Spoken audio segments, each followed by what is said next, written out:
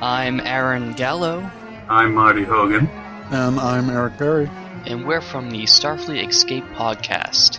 And you're listening to another great Four-Eyed Radio product. For more shows, check out foureyedradio.com. Hey there, Eric here from Socially Awkward Studios, and this Four-Eyed Radio presentation is being proudly brought to you by Raven Designs, illustration and design that fit your personality. For samples and inquiries, visit ravencruise.com. But like regular stuff. It was like his neck was made out of a paper bag. What kind of friend does that? Is that the slap cam? Yeah, slap cam. But this was like fucking 2 for flinching, stands up and socks him in the face, and then as a guy's like, my face, slaps him as hard as he can, knocks him on the ground. He should have got punched in the face. Did you see his hair, like the blonde in the front, the black behind? Would you guys be friends with your friend if he did that to you afterwards? In 1998, I would have. Yeah. My friend Sean, that's the way he used to do that to me. Boom. So now if someone slap cammed you, we're too old for that, they're no longer friends? No. Yeah, I can't do it. I'm not going to be friends with. I'm so scared. I don't know how many times I need to say it on this podcast. I'm the biggest pussy in the world. So if somebody says 2 for flinching, that's all I need to get the fuck out of there. I don't even want to know what's coming next. I don't even like when people stand close to me. Because anything could happen. Totally. All right, we got Rob Maebe in the studio this week. Yeah. For the 40th episode of Appropriately Inappropriate. Nancy's here. I'm here. Rob, right off the top of the bat, where can people find you on Facebook, Twitter? Rob Maebe, Maebe, the Facebook, Twitter, Adult Friend Finder. It's all Adult Friend Finder. What's the Craigslist one? Casual Encounter? Yes. So I went on there once just to see what it looked like, because I'm thinking if you're putting an ad on there, you're not good looking. Like, if you're good looking, just walk outside. And like, if that's how desperate you are to hook up with somebody. So I went on, and anybody that has a picture should not have a picture ever. Like, it almost made me want to go check out what guys were casual encountering, because the women were fucking horrifying. Oh my God. So, like $1 next to the ad. This might be a little bit too much information, but sometimes I go on Casual Encounter. Never too much information. Just to jerk off, because I'm a mental dude, so I like reading the ads and stuff. One time there was a picture, and the girl was incredibly hot, and I got the nerve, and I sent her an email, like, oh, you're incredibly hot. And then she was like, yeah, this is what I'm into. And I was like, yeah, that's awesome. I'm into all that stuff. And then she's like, okay. I was like, send me another picture. And she's like, okay. And she's like, but just so you know, I'm a 31-year-old guy. That wasn't me. Oh. And I was like, oh, shit. And I'm like. So that's weird that you guys are all into the same stuff. Yeah. So we dated for like 2 months.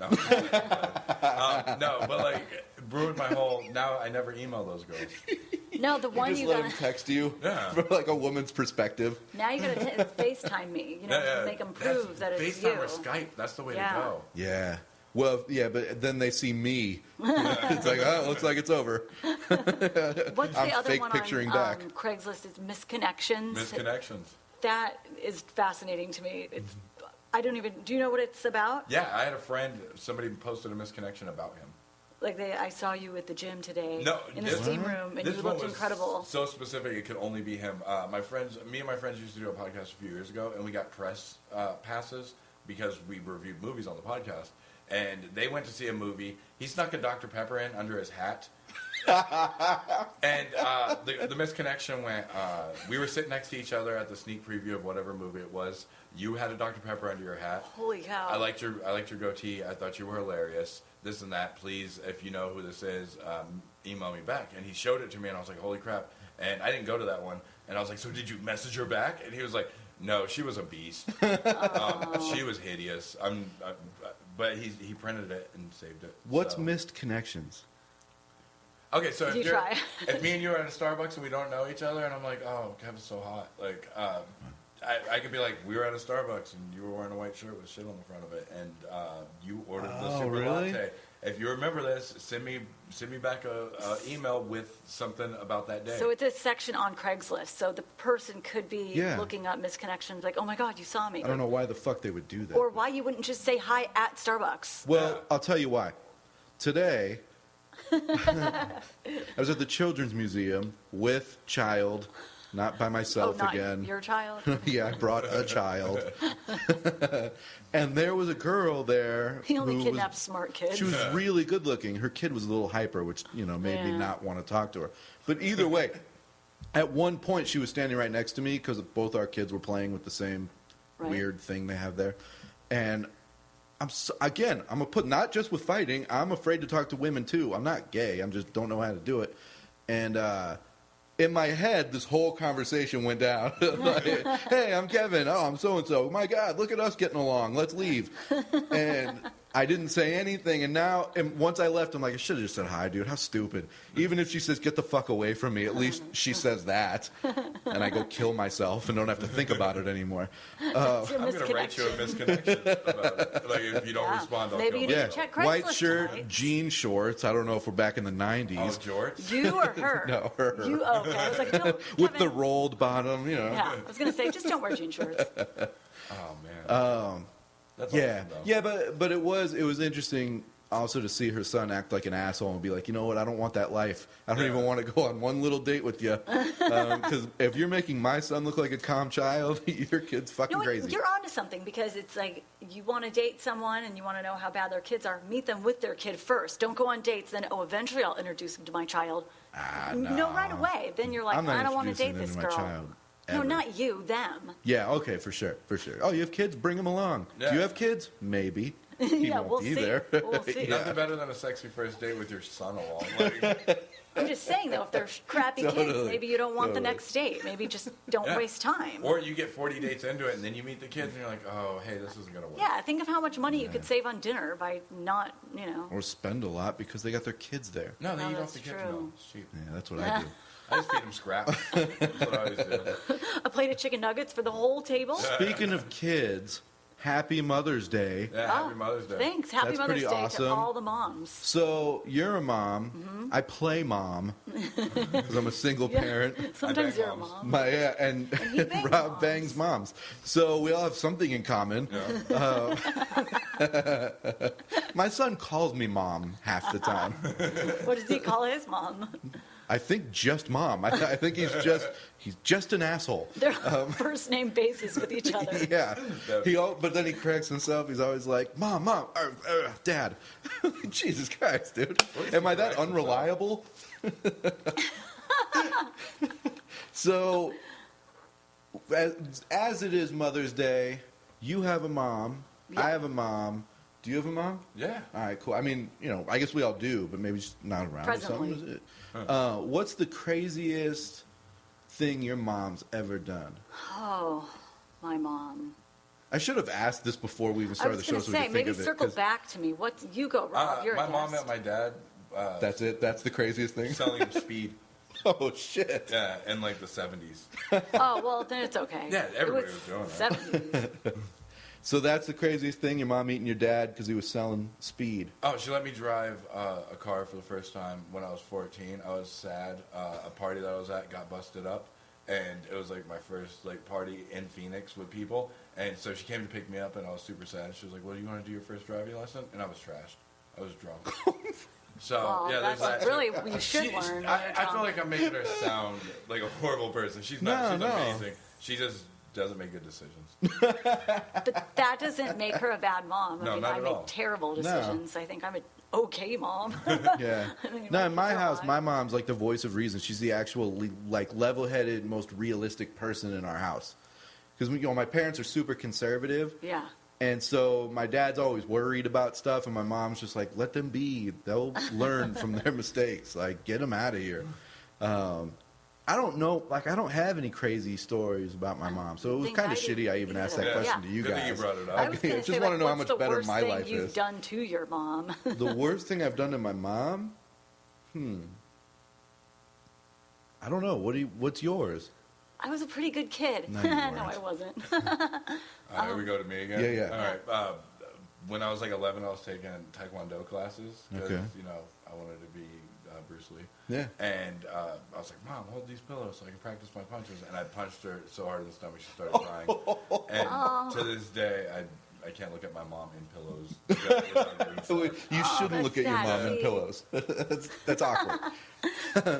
So beat up my mom. That's the worst thing I've ever done. I'll tell you the grossest thing. The grossest thing? Yeah, it kind of freaked me out, and it was real recent. My grandma lived with my parents, right, for like a while. Yeah, she with they us got her still? out. Oh, well, no, okay, she's still alive, good. but Okay, she good. moved into like a Home. yes, a big home with lots of older people. That's incredible. And my mom didn't tell me this. She listens to the show, so it's gonna be funny when she hears it. She told this to my ex-wife and her mom. She's like, I can't wait to get grandma out of the house. She's like, when she's finally gone, I'm just gonna walk around the house naked and free. I'm like, what the fuck? How old are you sicko? I'm 33. I don't do that shit, really. See, the second I get home, I take my pants off. I'm wearing boxers, but Oh yeah, I do that. I do that. I can't have pants on in my own house. Yeah. Like, I pay rent. I deserve to not have pants on. This is my furniture. Yeah. Does your mom live with you, though? No. She lives in New York. I was That's gonna say, the distance that works best So for us. that's Oh, a safe place if your pants are off and she's in New York. Yeah, I mean, I send her selfies. Well, yeah, she's your mom. Yeah, she has to know that I'm all right. Look at me. Leg up on the couch, Yeah. boxers, no problem. Laying on a tiger skin rug. It's like a train wreck. You got to see it. Yeah. Everyone's got to look. I haven't posted. the least- Just about to eat cereal for dinner. Doing fine. I just left from my mom. I saw her today. I don't know. She's just very with me still. Like, she hangs out with me. There's, Yeah, no, so does mine. I mean, saw her I'm today. sure there's crazy things, but I know one thing I did to her. I snuck out when I was in high school a lot, and I always thought I was getting away with it. And finally, she busted me, and so I was climbing back in my window. I'm like, success, yay! So she sets the house alarm. So as I'm climbing through my window, the house alarm goes off, and she's in my bed. She's like, "Did you have She's fun?" in your bed? Yeah. Oh, that's awesome. She big bad wolfed you? She did. That is awesome. For sure. She was busted me. I was so in trouble. One of the things I ask on stage is how old were you when you got drunk for the first time? When, Rob, you were wasted at 14 already. 12 was the first time I drank. Was it? 12 was the first time I drank, and the first time I smoked weed, which I don't do because I freak out. I have a heart thing. And it was the first time I'd ever drove a car. My older brother. It's a good day. Yeah, my older brothers. My older brothers are 8 years older than me, and they had their own house together. One's 8 years. Oh, okay. So they were like 20, 21. Yeah. All right. And You're in good hands. yeah, we were Yeah. over there, and I was getting them beers, and they're like, "Do you want one?" And I'm like, "Yeah." So we drank a few beers, and they're like, "Do you want to smoke some weed?" And I was like, "I don't see why I shouldn't." I'm 12. Yeah, so I got really drunk, and then my brother was taking me back to my house, and we pulled over into an alley so we could pee, and he was doing this thing where he was like pointing a stream at me, like not hitting me, so I thought it'd be funny if I did it back, but I pissed all over his leg. So he punched me, and I started crying because I'm 12, and he was Yeah. strong. So we're in the car, and I just won't stop crying, and then he was like, "Hey, if you stop crying, I'll let you drive." And I drove, and it was a stick shift, and he handled the clutch, or he handled the actual shifting, and he was Yeah. just like pushing that one down, and it was the craziest thing. So, lesson learned that I've heard from you is if you cry, I you'll get to drive.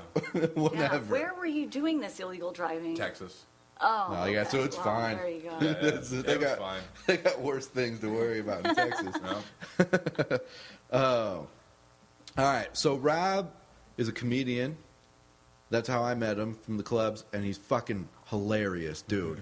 And you're real as shit on stage, Yeah. which is awesome. Because it's not like, I mean, you have bits and stuff, and I know you write, but whatever. But and we're gonna get through your whole process and all that stuff too. But just to let everybody know, when you see Rob, you probably haven't seen anybody else do stand up like Rob has. Oh, that means a lot. Don't. It shouldn't. Okay. No, it definitely should. Because every time, Rob's one of those guys, I talk about this when we have people on. Like, you're one of those guys, no matter what I'm doing in the club, when they announce your name, I run in to kind of see what you're doing. Because, one, it's not really the same every time. You're not doing the same material every single time you go up. You've got a lot of material. And also, the delivery of it's never exactly the same either, which is good, and it could be bad, but it's refreshing. Because you're not hearing that same shit that you hear from these guys that we see all the time. Yeah. I just don't want to get bored on stage. Right? So, okay, so how does it all begin? Take us back to the very beginning before you went on stage. Your whole thought process of comedy and what geared you towards it. Oh, story time. All right, so It started. I've always been a super comedy nerd. You know, like at one point I owned more stand-up CDs and DVDs than I owned music CDs. So my stepdad, he lived in New York with my mom. Hated my guts all the time, and for some reason that just made me want to impress him. Like I felt like a woman when like a dude's giving her the cold shoulder. It's just like, oh, why doesn't he like me? Now I gotta blow him. But like, he beats me. I gotta make him love me. I won't leave. Yeah, that's how I know he loves me. Black guys mean love. But he. So it started out in like 6th grade. He was really into computers when I was in 6th grade. So I learned how to build websites just to impress him, and it didn't impress him. And then he liked comedy, and I liked comedy, and he was always like, you're kind of a funny dude. So I moved up to New York to be close to my mom for a few years, and he got cancer. And one thing he would always tell me is, you're never going to move back to Phoenix. And because I would say, yeah, in 2 weeks I'm moving back to Phoenix. And we'd talk, and he said, you know, what you just said was really funny. And I would say, yeah, I'm going to be a comic one day. And he's like, you're never going to be a comic. You don't want to get on stage. So he gets cancer, he dies. Oh, and, shit. Yeah, and 3 days later I moved to Phoenix, moved back. Because I was Just like, left your mom? Huh? Yeah, well, we had the funeral. She's good. And I Okay. got Well, you know it better than I. So. Yeah, and I got 4 brothers that live out there. So Okay. she was in good hands. Big family. Do you have sisters? I got 1 sister. How many brothers? 6 total. Shit. Yeah, so... Are you the youngest? No, I have 2 older brothers and an older sister, and then I have 4 younger brothers. Wow. Yeah, so it's... Whoa. Yeah, people love to fuck in my family. But, and they hate condoms, which that's the one thing my dad passed down. No. So my stepdad, he dies, and I was thinking about it, and I was like, man, so I moved to Phoenix. I didn't have, like, I left a job that was pretty good, and I slept on my friend Lindsay's couch for like a month and a half until like I got on my own feet. And once everything got established, like a year into it, where I was like, okay, I feel comfortable, I was like, I'm going to get on stage. It was because Ari Shafir was here at Stand Up Live, and I was talking to him, and I was like, man, I was just asking comedy questions. And he was like, hey, do you make your friends laugh? And I'm like, yeah. He's like, you ever make strangers laugh? And I was like, if they're standing around my friends, sometimes they laugh. And he was like, you should try comedy. And he was like, anybody can do it, just give it a shot. So I went, and I did, side note, Maebe's not my real last name. It's just what I use on stage, because I went to the Hidden House. It was the first place I ever performed a year ago next Tuesday. I went to the Hidden House, and I wanted to get on stage. I talked to the guy that runs it, and he was like, yeah, we're going to put you up close to the end since you've never been on stage before. Right before I'm about to get on stage, he comes up to me and he goes, hey, Chris Bennett's in town, and he wants to do 15, so we're going to bump you. And I was like, all right. Next week I show up again. I'm like, what about now? And he's like, what was your name, and do you want to get on stage? And I was like, Rob Maebe, because I was confused. And he wrote down Rob Maebe. So when he introduced me as Rob Maebe. Yeah. And that's been That's how the name came about. Yeah. That's awesome. So you're in New York. You want to do stand-up, but you haven't done it yet. Yeah. Come out to Phoenix and talk to Ari, and then he kind of tells you, fucking go for it. If you're funny, go for it. So then at that point, and go again, we're going to try and stay as chronological as we can. Go again from when you talk to Ari to then, do you start writing stuff? Yeah, well, the way I write is weird. I usually just have conversations with people, and when they laugh, I like type it down into my phone. Yeah. And then I flesh that out later. Okay. So I was always writing, me and my buddy Josh, every time we'd hang out, and he would ask me, he would say like, oh, dude, you're riding the bus, you just moved back, no car, what's that like? And I would talk to him, and then I'd pull jokes out of that, you know? Yeah. And so I was always writing stuff, but once I was like, I'm going to do this, I would write every day, and I'd go over things that I'd type down into my phone and like flesh them out. I just wanted to have 5 minutes. I was afraid to get up there and do like 2 minutes or something, you know, I think it was 5. So I did that. I went to the Hidden House. My first set, I had a heckler. So, your very first time? My very first time. I did a joke, and I got a laugh, and then I was halfway through my set, and I was talking about girls that ride the bus, and all of a sudden from the back of the room, like side back, like halfway through, I hear some girl go, I'm that white bitch you don't fuck with. And I went, oh, and I froze. And then I thought for a second, and like it froze for probably like 5 seconds. And then I went, yeah, I Googled you. I knew you were going to be here. And I was like, I'm not going to fuck with her. And everybody laughed. And then she started talking again. And then I told her to shut up. And she kept talking. And then eventually she came up to shake my hand while I was still on stage. And I was like, you need to sit down now and be quiet. And then I got off stage, and I go to the back of the bar to get a beer. I'm like freaking out because I was like, first time up, I got a heckler. I'm drinking this beer, and this huge Mexican dude with a face tattoo walks A up to me. face. Yeah, he had the LA logo tattooed above his left or under. Oh his yeah, left I know eye. that guy. Yeah, Juan, little puppet. That's what his friends call him. But he comes up to me and he goes, "Hey, dog, that was my girl you were talking about." Oh. And I was like, "Shit!" And he goes, "Can I buy you a beer?" And I was like, "Yeah." He was like, "I've always wanted to tell her just to shut up and sit down, but I can't." And I was like, "Yeah, she's the white bitch you don't want to fuck with." So, and That's awesome. yeah. And then I went outside and had a cigarette, and comics came out and they were like, "Hey, that was really good." But the messed up thing is, I lied. They were like, "How long have you been doing this?" And I didn't want to be like, "It's my first time," so I was like, 4 months. Been doing it 4 months, and then they were like, "Oh, where'd you get up at?" And I was like, "I'm from out of town."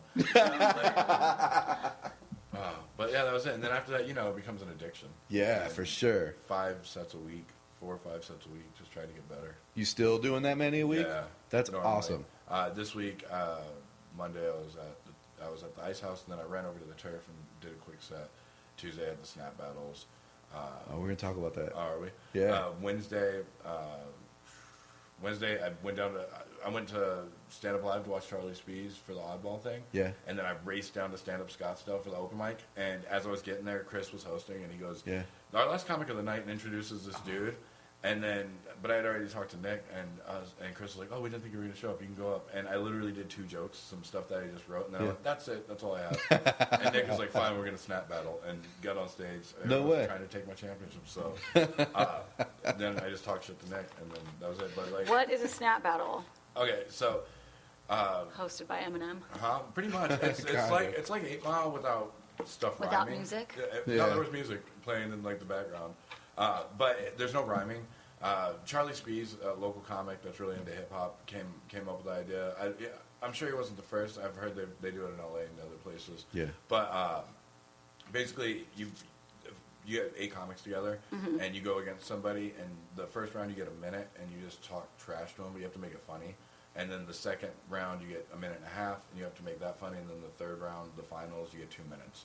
And you just try to make people cry on stage. I was going to say, that sounds really mean, but it's kind of fun, though. It was brutal.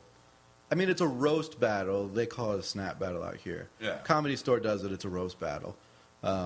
Which theirs is run differently, but I mean, it's for comics. You shit on each other all the time. Yeah, we do it outside clubs. That's Yeah, the day. all the time. It's what you do, and that's how you fucking get to know each other and like each other.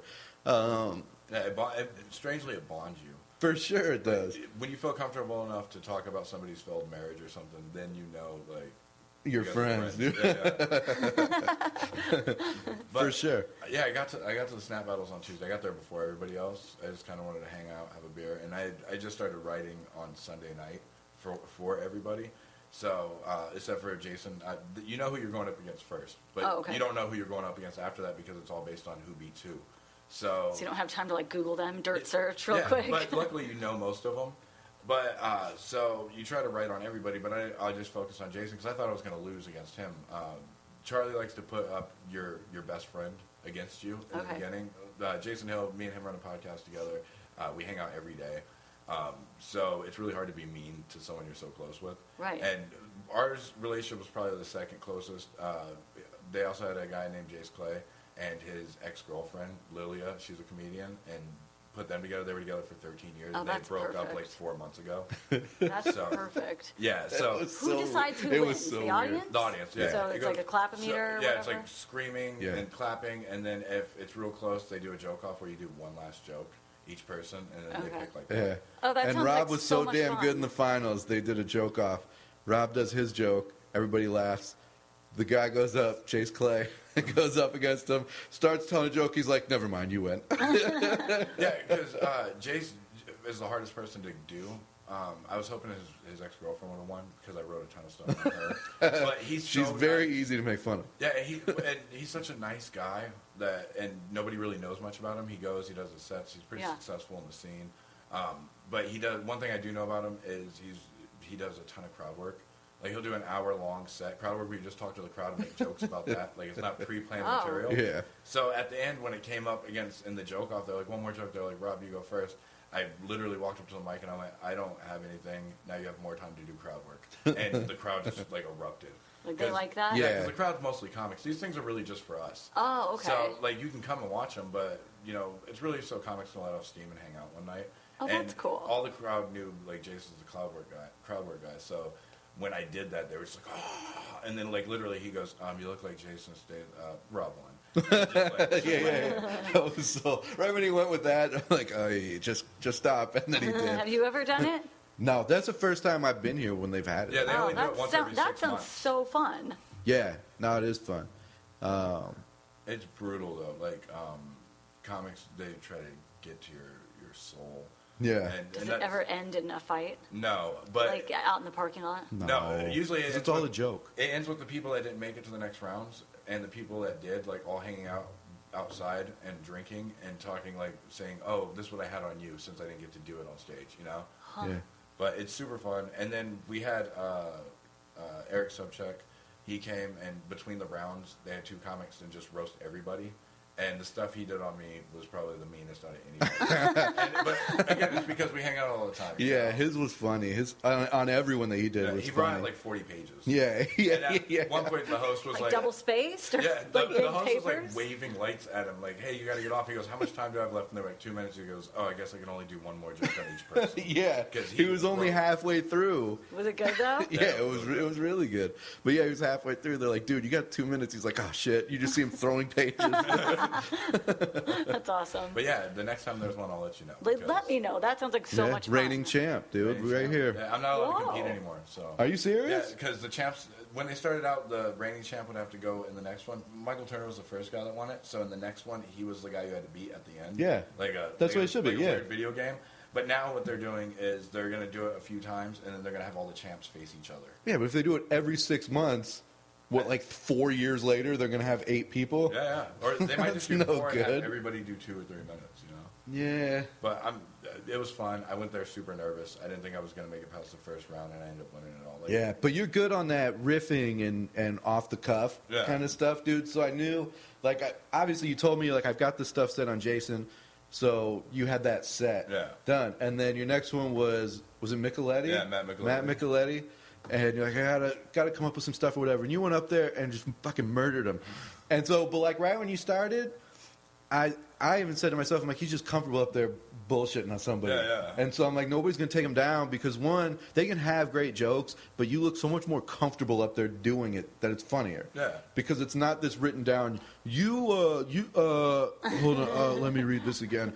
You are so slow. It's like, no, you're fucking slow at reading. Get the fuck out of here. That sucks. Yeah, It's awkward to see someone struggle with reading up in front of people. I hate that so much. It's so uncomfortable because you just want to read it for them. You didn't bring notes up there, did you? No. Yeah, and that's why everybody else did. Do you have to feel like you and I need to know hate someone that. before you can roast them a little bit, or what? Yeah, Can you just do it? Yeah, no, you No, got I to know might seriously- something about it. Yeah, Jace and Dan Johnson are the only 2 people that I don't see on a regular basis. So those were the ones that worried me the most. Yeah. And then I had to face Jace. But like Matt Micheletti, I see him all the time. We're always at the shows together. So like with him, I wrote stuff down, but I just looked at it before I went on stage and went like key points like this, this, and this, and then just went up there because that's how I do when I go on stage. I don't write jokes long form. Yeah. Yeah. I just go like something that reminds me what the punchline is, and then I'll get up there and I'll just flow into it. So that's something I want to talk about too, because everybody's got different writing processes. I mean, we've talked to people that write verbatim everything that they say, just like a script, and they go up there, and it takes a lot of time for them to start saying it to where it doesn't come off as a script. Yeah. But it still is. Then there's other people that, and this is what I'm doing now, and it sounds like you're doing, is you have like a premise or a topic, and then you just go up on stage and kind of riff on it to a point, but then you get up so many times that now you have that bit down and you're doing it. Is that kind of the way you do it? Yeah, it's really similar.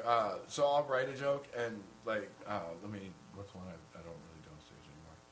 Okay, so I got this joke where I go, I don't smoke weed. My best friend's always trying to get me to smoke weed. He does it in the corniest way. It's Friday. You ain't got shit to do. And I'm like, first off, it's Wednesday. Second, I'm at work. Third, how'd you get in here? But like, when I wrote it, I wrote, I don't smoke weed, Sean, Friday. And then like that's what, and I would just go up and be like, okay, well, the punchline is the Friday thing. No, it's Wednesday. You know? So that's how I wrote it. First of all, it's Wednesday. It's fucking awesome. But so that's how I write. And then like, so if you look at a set list that I wrote down before I go on stage, it'll say weed, and then underneath it, indented in, it'll say Friday, and then under that, it'll say heart explode. And like, it makes no sense to anybody else, but to me, it's like, okay, I know I'm doing this joke. Yeah, you know? yeah. So then, when you're, when do bits or jokes or topics hate you the most? Usually in conversation or in the shower. A lot of the time, like if I'm in the shower, I'm thinking about my day and I'm washing like my bits and whatnot. I'll just be like, "Oh, fuck, that's something I can write about." And then, but by the time I get out of the shower, I'd already forgotten. Yeah, it's gone. My short-term memory is like non-existent. Like, and I don't even like do drugs, so it's really hard to be like, where did all my like? If I think about something, we'll have a conversation, me and you outside of stand-up Scottsdale or something, and I'll be like, "Oh man, that's really good. I want to do that as a bit." And then later on, I'll just be like, what was it that we were talking about? And I'll come up to you and I'll say, hey, what were we talking about earlier? Yeah. I'll do on my phone, I'll make notes, you know, for topics for the show, because something will happen. Something always happens.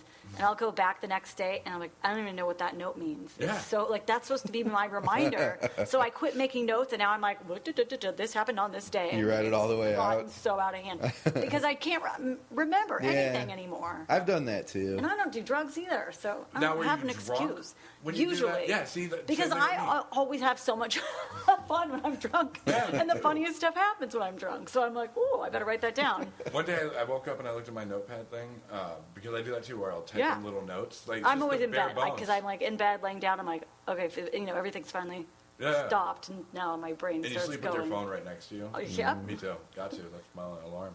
I know, mine too. But so, like, the next day I looked at it, and it just said, women, AC, hot, cold sex. And I was like, I have no idea what that means. But I'm going to start working on it, dude. It sounds I legit. spent like 2 hours racking my brain trying to figure out Sounds like, great. what the premise was there. That's funny. Do you get this a lot? I'm going to interview you now. Do you get, after you get off stage, some drunk guy will come out and be like, hey, you can use this in your act. And he'll tell you the dumbest stuff that makes no sense. Yeah, no, that's the worst, dude. And it's when people see you. Okay, so like when you're on the road or whatever, and you're in a city for like 3-4 days at a time. People that go to the show like on a Thursday, you're still there Friday, Saturday. They'll find you. Like, so I'm at a Safeway or something. Yeah, well, not even. They'll find your hotel. And so I was walking with a comic in Denver, and we're in the hotel, and as we're walking out to just go through our day, and I'll tell you who the comic was after. It doesn't matter on here.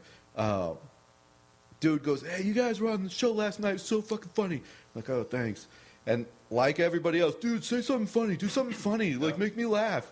So the other comic walks up to the guy and kicks him in the nuts as hard as he can. And the guy just falls to the ground, and the comic goes, now that shit was fucking funny. We laugh our ass off and leave. And he's like, I'm going to do that bit from now on. He got me a joke. This is the greatest. I just picture you like, sir, you in the front row, can you come up? I need an assistant for this joke. You just kick him and the rest of the crowd laughs. You're like, boom. Yeah, there's the joke. Night. Yeah. But no, I need a volunteer. People do that shit all the time. Dude, I got a joke for you. You can use this. All It's right. always a street joke, too. Oh, and they always do. Have you heard this one before? Yeah. No, you probably haven't. No. Yeah, I probably have. Like, our job is jokes. So like, Yeah. It's like, dude, you work in marketing. Have you heard of numbers and stuff? You should use this one. When someone, 4 + 4. 7. You should use 7. That's a good one. No, when they go, tell me a joke or say something funny, That's I always the go, worst. what do you do? And then they're like, well, you know, I work at 7. I'm like, make me a sandwich. That's good. That's Like, good. I don't go to like, oh, you're off right now, but you're a firefighter. Yeah. And then just light a trash can on fire. Like, put that out. This is the worst because it doesn't work like that. Yeah, you can't be put on the spot. Yeah, it's not, dude, say something funny, and it's like, all right, perfect. I finally have the opportunity to tell you a free joke. Yeah. Like, you know, but it just doesn't, even in the context, you can tell one of your best jokes, and they'll just be like, Yeah. all right. You have a different personality when you're on stage. Yeah, and it's just a different setting. People are there to laugh. The whole mantra of it all, that's what it's there for. Yeah, I mean, yeah. that's why comedy clubs aren't on the street corner with no mic and nothing else. It's just a table and an Yeah, ashtray. you don't walk around on Mill Avenue and somebody's telling jokes nonstop on the street. They're playing music and shit. You can do that. There is that dude. He recently died. He's a black guy in like the early '70s. He would do it. He had his own NBC show that he got fired from because he was illiterate. But he would sit in Washington Square Park, and then he would just put a hat down and be like, "All right, it's time," and just stand up, and he would gather like a crowd of people just doing material, standing on some steps. Chappelle used to do that. Dave Chappelle. Yeah, no, Chappelle got it from that dude. That's right. Yeah. That's right. Okay, yeah. And I find that awesome. Yeah, dude, I would I would remember never be able to do that. No. But then think about Is it it Richard too. Pryor? No, his name's Donald something or other, but he died of a heroin overdose. Oh. Yeah, I remember the second part of the story with Chappelle and Jeff Ross. Yeah. But I've done weird shows where it's like nobody's there, the lighting is horrible, like the whole shit's lit up, and it's awkward as can be. And it is weird once you get up and you say, "Hey," but then once you break that like first 5 seconds and you just kind of get into your shit, then it's normal. It's a weird feeling. But then you get off and you're like, I can't believe I just did that for this shit. This is the weirdest thing ever. That's how the Firehouse Gallery show, the last Friday every month of that. It's an art gallery, and then in the backyard of the art gallery, yeah, it has a stage, and they usually get a decent turnout in downtown. Yeah, downtown, and they usually get a decent turnout. And at first you're like, oh, this is weird. There's some like hippie chick with dreadlocks talking about how we need like vegan shoelaces or something. But once you actually get into the joke, you realize like, oh, the crowd is completely like into this. You know? And as long as you have a captive crowd, it's fine. I had never been to that Friday thing downtown ever, and I was a stand-up live with Ralphie, and after the show's done, we go out, and a couple of friends of mine had been there before and done it, and they're like, "Dude, you ever been to First Friday or whatever the fuck it's called?" Yeah. And I'm like, "No, I don't even know what the hell it is." And they're like, "Dude, come with us. We're going to show you what this thing's all about. It's art, and all that. You just walk around and everywhere. There's tons of people, fun." So we go. We're walking around, and as we walk, we see somebody. I don't know who the fuck it was. Somebody standing up barely, like their head up above the fence from where we were, and they sound like they're telling jokes. So I'm like, no way. Do they have like an open mic or a comedy show going on? Let's go check it out. So we walk all the way around, and right when we got there, it ended. Really? Yeah, everybody left, like, literally a fucking couple minutes too late. But yeah, it's like a bookstore kind of thing. Yeah, that's the Lawn Gnome thing. Okay, so that's different? Publishing. Yeah, that's on First Friday. This is the last Friday of the month. It's a different thing. But literally, comics will turn down sets if they're not getting paid, like, well to do them, just to hang out. Because it's my favorite show. Because it's this huge backyard. It's bring your own alcohol. There's like tons of people just hanging around drinking. It's like a barbecue for comics, and then eventually somebody interrupts your conversation to go, "Hey, you're next." And you're like, No okay, way. cool. Yeah, I love it. It's All called right. Firehouse Gallery. Matt Micheletti runs it. Okay. Dude, that's cool, man. But you should check that out. And I want to. the first Friday is the Lawn Gnome thing. That's pretty good, too. Yeah, Subcheck did that one recently, right? Yeah, and you went Friday. down there right after the show or some shit. I don't Yeah, remember. we went you because took I was like, "Hey, you should come with me." And and then I was like, "Nah, I'm going home." "I'm too good for that shit." No, dude, I'm not. It was just a drive for me to then come back. I was so tired. No, you don't. It was a shitty thing for me to do. Well, now we know, and that's half the battle.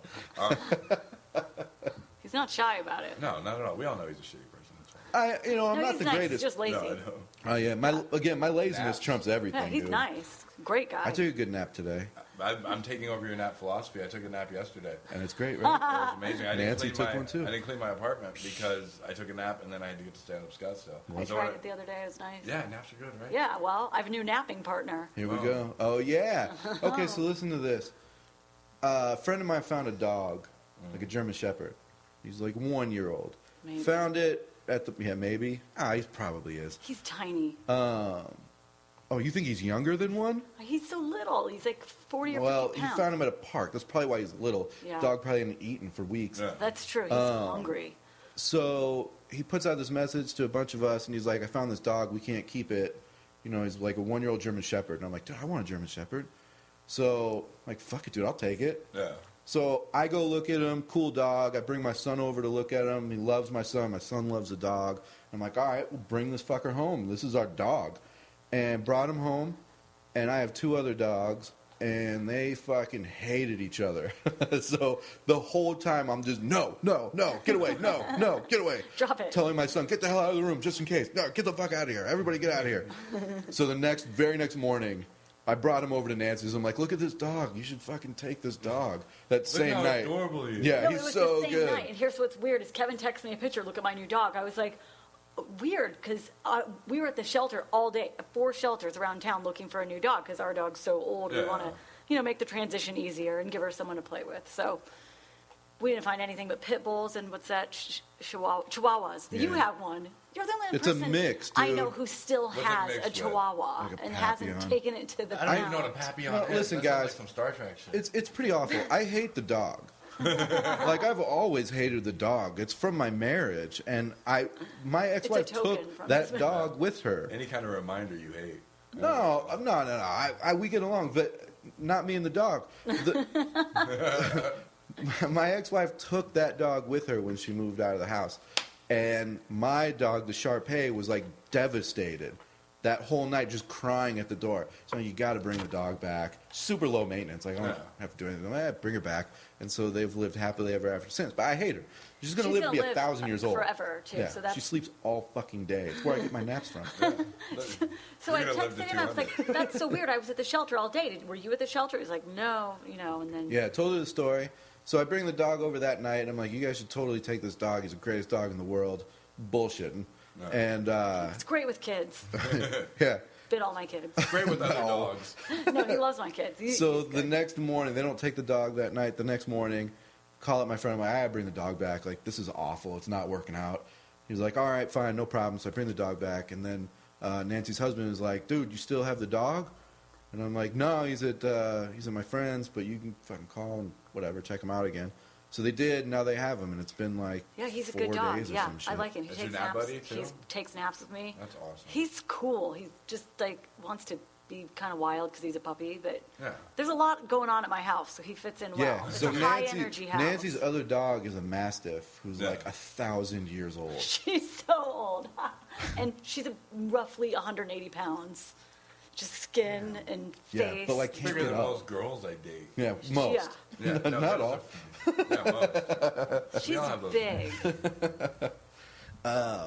So yeah, the dog, like the Mastiff, just getting up is a fucking pain in the ass. Oh, the creaky, like...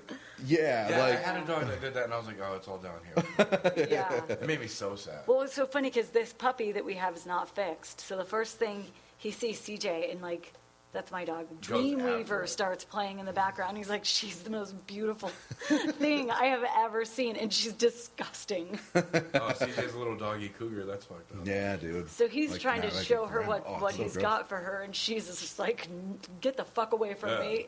And that's why we didn't keep her the first night. And then we're like, they can work it out. And they did. He tried to hump her like twice, and she's so scary. See, Yeah. her old dog doesn't get along with the new puppy. She works it out. You're like, oh, they don't get along. 10 minutes later, Yeah, get dude. rid of it. Out, You dude. are lazy. Out, yeah. Like, I'm not even gonna try. Well, yeah, that's fun. In my head, randomly in my head, I had it worked out where it was like, the puppy will learn to be lazy from my 2 dogs. Yeah. So in like 3 hours, we're all just gonna be laying on the couch. Watching Not TV. the case. Kevin texts me, this dog is way too hyper for my lazy lifestyle. Yeah. I think you should get a dog. Yeah, so believable. My son even said it. This is too much, Dad. This dog, he's a little active for us. And kids love dogs. He was like, no. I mean, every 5 seconds, he's got a shoe, a toy. He's eat the kid's toy. He ate part of my couch. Like, what the fuck? He's so wild. See, the But only he's dog, cute. I don't know. I don't know. The only dogs I like are pugs, and it's because they're born lazy. They're just like, I have problems breathing. I'm just gonna lay down. Yeah, right yeah, here. those and English bulldog. No? Totally. They're like, I can't breathe right. Why am I going to give excessive Yeah. energy? I don't want to chew up your shoe. I just want to lay here. Can you feed me with your Yeah. hands? You just put a tube into me with food and water. Gross. But I love them. Pugs are the best. We have to train this dog, like insane training. That freaks Yeah. me out. But I think after you potty train kids, you No, he's could- potty trained. He just Okay. eats everything. He wants to eat. That's even It's- worse. He hasn't pissed in your house? No. He lives in your house. Oh, twice? yeah. Four Four times. times. Yeah, twice on the curtains. Well, the first time Well, they are ugly curtains. Horrible. Yeah. he came over once and he tried marking his territory and he got in trouble. And I don't know, he just seems like he wants to be a good dog. But he does like to eat the shoes and everything. So I think That's that's not Kevin's good. fault. Like, not the shoes thing, but he He's wants to be a got good foot dog because he's fetish. already come over to your house and you were like, nope, you're out of here. And he's like, fuck, I can't fuck this next one Yeah, up. dude, totally. I have to be on my best I've behavior. been to 3 houses in Until 3 they days. love me. He's a foster dog. Foster That's pet. I like just that get last guy shit from touched one. me and it's weird. Yeah, but then so you brought out a crate for him to sleep in. Yeah. Which is really mean. But the dog just walked right into the crate and fell asleep. Because it's huge. It's like the size of all of us could get in there Okay. happily and And have he's a a party. puppy, so he's probably like He's probably 50, 60 pounds. I Yeah. don't know. He's like not tiny, but he's. 56. He's still too big for me again. Yeah? Like Yeah. pugs, man. They're like 25, 30 pounds. Yeah, Well, the those are first night good. we Now, had him- after this dog, I'm like, yeah, I want just the Shar-Pei size Sure. dog. Is your dog smaller No, than I this hate dog? that dog. Yeah, a little bit. Okay. But a little thicker, Yeah. but height-wise and length-wise, yeah, Pretty a little bit similar. smaller. But I would still take my Shar-Pei in a dog fight. Yeah. This dog we'll see. But the first night we had him, my husband put the baby gate in our bathroom hallway, and he's like, "Don't let him on the bed. I'll put the baby gate up." I'm like, "All right, yeah, all right." This dog's gonna jump right over Yeah. it. So he wakes up in the middle of the night. And he's like, "Why'd you take the baby gate down?" I'm like, "Because the dog was already in our bed. It didn't work." And he thought I let him He in. can jump way high. Huge. He's insane. He's a German Shepherd, dude. They're cool as shit dogs. Yeah, And he's he's a cool. really good-looking one too, like sexually. Yeah. He's real hot. I like his tail. Big balls. Are you a cat dude? No. All right. No, Woo. no, I can't be a cat. Are you a sports guy? Hockey and MMA, that's it. Really? Stuff where people get hurt. I can't I was gonna find say, anybody MMA's that likes fighting, sports. right? Yeah, and rollerblading. Which, yeah, I know. Do you rollerblade? I used to. Do you? When you were a kid? No, you did, I've been right? straight my whole life. Not even. Look, dude. That's an unjust stereotype that I don't like. Yeah, roller skating worse. Yeah. When you have 4 wheels, 2 on each. 2 Wait, on the did front, we 2 on talk the back. about roller derby yet on the show? We didn't. No. Okay, so my cousin is in roller derby, so I went to watch her last weekend. She's awesome, by the way. How many tattoos does she have? I didn't look. It's all just. It's a bunch, though, right? All of them. Yeah, she's Can got you some introduce tattoos. me? Yeah, That's my she's, weakness. Girls she's with just- tattoos and Is horizontal it? stripes. I don't know what it is. No Horizontal way. stripes makes me weak in the every knees. girl hold had on. like their skates, fishnets with holes, like some that's little hot pants, shorts, tattoos. I think shirts. I don't remember. Yeah. And helmets. That's Yeah. a big one. Helmets are important. But they're tough. Holy shit! I saw some crazy. Yeah, they take hard hits. Oh yeah, it was crazy, but it was fun. I had a lot of fun. I didn't think I was gonna like it, but I really liked it. Yeah, my friend Savannah used to be the vice president of the Arizona Derby Dames. I think that was the name of it. It was like Is it just girls that do league. it? Yeah, and sometimes guys coach, but it's more. It's Guys more are the about, like, referees. Yeah, it's more about women empowerment. You know. Oh, okay. So But- it's like a movement. Yeah, she used to have huge bruises, like Yeah. maybe 2-foot long bruises on her thighs, just from like getting slammed on the ground. It was but crazy. She loved it. But it was a lot of fun. So I want to get her on the show and Yeah? have her talk about it because it looks You cool. like that? What are you Is guys it a showing dude? each other? No, it's a girl. Okay. It's a girl. She's Oh, really the- good looking. the She's getting this. tattoo? Yeah, she's getting it done today. Oh, that's It's a big huge tattoo. though, dude. It covers her back Yeah. for the most part. Well, I got from here to here covered. Do you? Oh, since we're on the radio, what is? Oh, How sorry, many- from neck to right under my man boobs, completely covered. How many tattoos do you have? Too many. Sporadically, I probably have like 25. Yeah. No. The first night I met you was at a showcase, and you had just gotten one. Yeah. Right? What tattoo I got was it? This one on my. Yeah, arm. that's the one. What yeah, is yeah. it? Explain. It's a band logo. It's the only band logo I've ever gotten for a band. It's a band. It's like a rap group Okay. called the Weathermen. Not Slipknot. What's No. Chappelle. What's your favorite What's tattoo? Slipknot? My Oh, yeah. favorite Funny. tattoo? That's a good question. I don't know. I got my favorite tattoo is this one right here. It's a shitty skull coming out of my skin. I got it. I used to draw. I used to do graffiti when I was younger and draw. And my friends were like, "You should be a tattoo artist." And my best friend, his name's Josh, one of my oldest friends. His girlfriend she has all the tattoo equipment. So he was like, "I'll let you tattoo me if you want to try it out." So I was like, "Sure." And I gave him a shitty skull tattooed on his arm, upper forearm, on his right arm. And then when I was done, I was like, "Dude, I can't do this anymore." I was freaking out because he was yelling at me. He was like, "Stop, stop, stop! You're doing it wrong." 'Cause it hurt and stuff? Yeah, because I wasn't stretching Digging the too skin deep, right, yeah. stuff like that. Which you should always, if you're gonna do tattoo work for a living or you want to, you should become an apprentice first. Yeah. Not just like, "Oh, I'm gonna try it out." That's just dumb. I do a lot of dumb stuff, but like. So as soon as I was done, I was like, "All right, well, I guess that's all you get." And he was like, "No, it's my turn to tattoo you." And he did the same tattoo, like the same stencil, and it was his first time too. So we have matching tattoos, and we're like, in 2 weeks we're gonna do the shading on this, and that was 2 years ago. And so it's the worst tattoo I have, but the best because my best friend did it. Yeah. I have a matching tattoo with him. You know? That's pretty cool. That's a good story. Yeah. How old were you when you got your first tattoo? 18. It was on my 18th birthday. Yeah. Yeah, because I got woken up by my dad at 8 in the morning. He called me and he was like, "Happy birthday!" And I was like, "Thanks." He's like, "Now get a fucking tattoo," and then he hung up. No way. Yeah, he's a biker. He's covered. He has a tattoo of Mickey Mouse on his knee, flipping the bird, and it just says "fuck you" underneath it. A knee tattoo would hurt so Yeah, bad. it would. Any place where there's bone, my ribs hurt the worst. Oh, I've heard that. I got just words. I got the word iron lung tattooed because all my friends say that I'm going to end up in an iron lung. But I smoke a lot. So I got that tattooed. It was like an inside joke between me and this girl who's a horrible person. But, I got that tattooed, and that hurt way more than anything else I've ever done. Like I said, I got my whole chest done, and the 10 minutes it took to tattoo my ribs hurt 10 times. Right here would hurt, right in the middle of your chest, right? But I like it. I'm a weirdo like that. Like they're addicting. Yeah. Tattoos How many are do you way have, addicting. Kevin? Just these. But how many? It's just easier on the radio. Yeah. I don't know. Tell me in numbers. So, I don't know. 3. Well, yeah, 2 really, I guess. But these were done kind of separately on my right arm. And that thing on your hand, what is that, crayon markers? Yeah. No, that's a sticker from the Child's Museum. Oh, okay. That's another That's tattoo. not a tattoo. It's a stamp From a from earlier today. I'm saving up for a face tattoo. Yeah. LA. Yeah, that's right. I know a guy. I did hear, though, anytime there's a separation, so like in this laugh, the L is separate from, well, all those letters, I guess, aren't touching, that's a whole separate tattoo. That's the way you count it. It's dumb. Then I have way Yeah, too many. you got 1,000. Because if you have like your name or someone's name, that's just one tattoo. No, but I had this, so I had Somebody Forever wanting to Grateful say. on my right wrist first, and then I got the clock and the No Time Wasted at once after it. Yeah, I still count that as one. Like if it's one idea together, that's one tattoo. Yeah. When you got it on the wrist, did that feel weird? Because right on the tip of my wrist, where it connects to my hand, that like my elbow started like tingling. Did it? Yeah. No, there was like a couple pinch feels, but nothing I love big. it. How many tattoos do you have?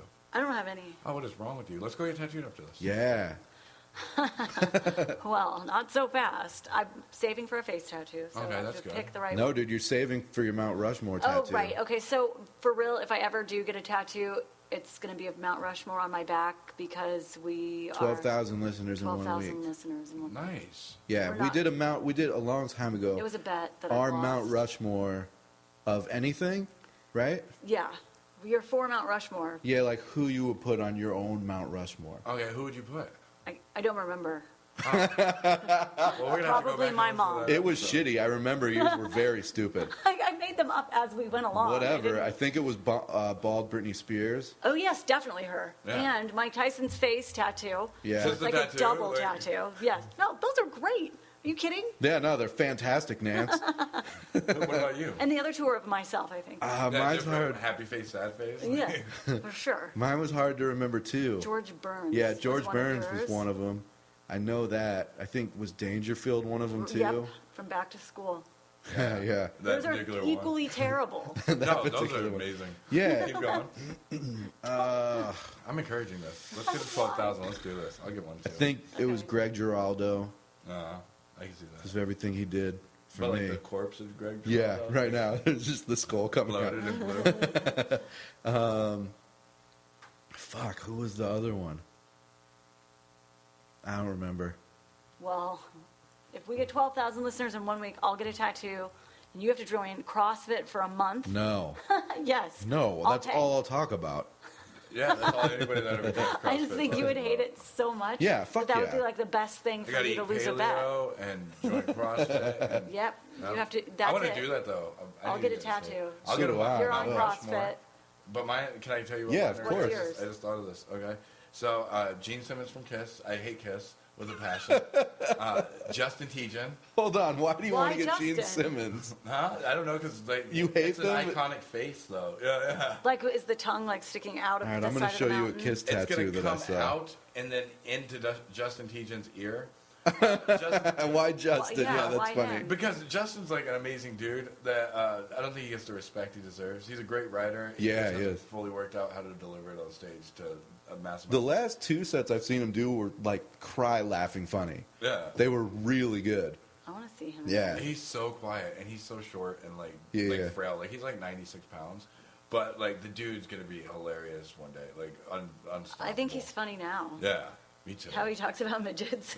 He said they just make me happy. Yeah, and I'm gonna get a tattoo of a midget There you just go. for him. This is gonna be a Justin T-Jen inspired back tattoo, and then Do you have anything on your back right now for it to interfere No, I with? don't. Oh, clean slate. I'm saving it for last. All right, cool. And then the last one's gonna be my mom making the face when I punched her.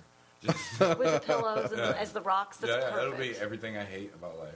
Like just all in one. But you Besides love Justin, Yeah, so yeah. that's But like- Justin's the centerpiece that makes my day. Make better. his face in a heart shape. Yeah, of course. That's His face perfect. is naturally heart shaped. He is sweet. I love that kid.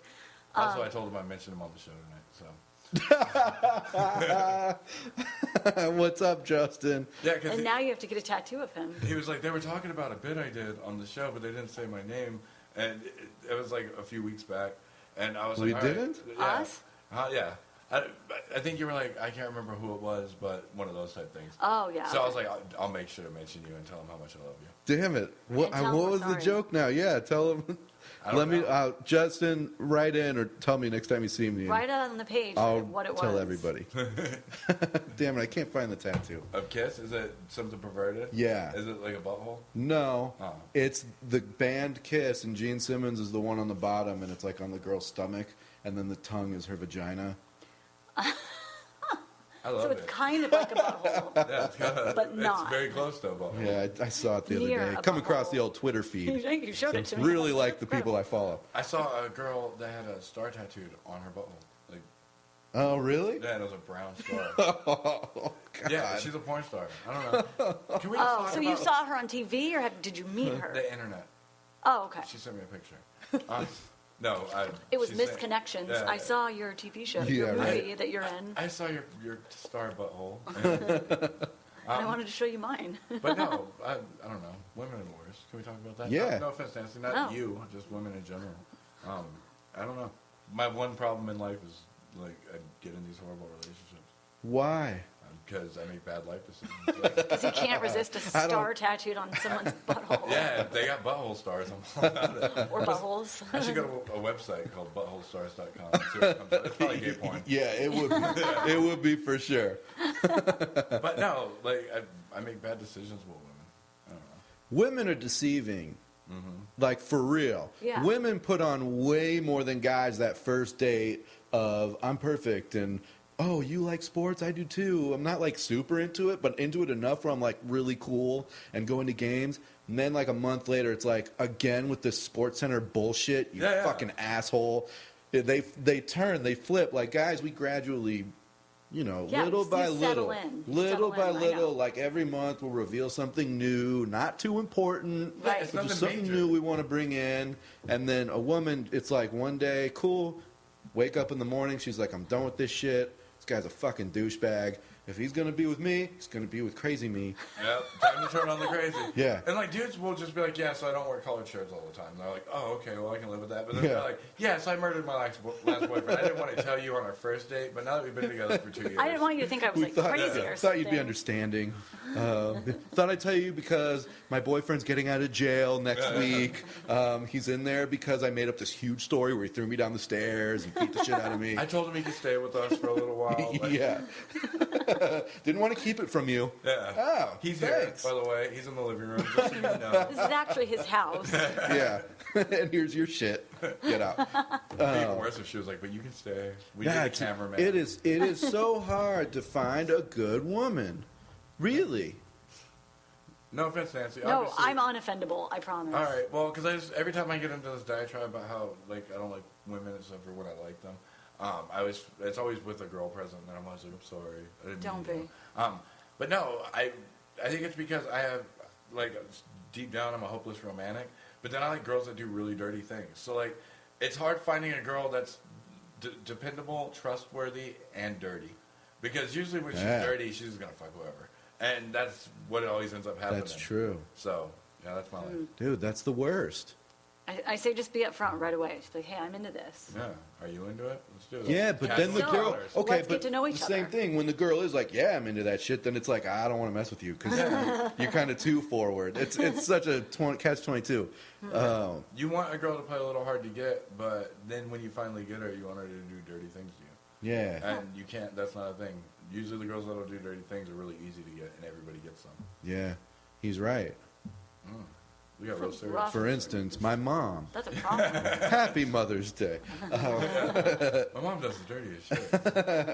The older I get, the more I realize my parents have had sex more than once. Yeah. And it's fucking disturbing. Because you have a sister, so it's twice. Half sister. Oh, well, there you go. And she's 1.5 adopted. times. Oh shit, it's her birthday today. Oh fuck. Happy birthday, Kevin's sister. What's her name?